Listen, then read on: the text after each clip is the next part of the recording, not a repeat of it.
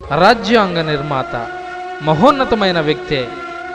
ఇన్ని తెలిసి పిరికి పందల్లా చాటుగా చెప్పులు దండ వేయడానికి గల కారణాన్ని నేతల ప్రతాప్ కుమార్ హృదయ వేదనతో ఇలా నానీగా వివరించాడు. చేసిన జాతిని కూడగట్టాడన్న కసి అంబేద్కర్ మెల్లో చెప్పుల దండ. చేసిన జాతిని కూడగట్టాడన్న కసి అంబేద్కర్ మెల్లో చెప్పుల దండ.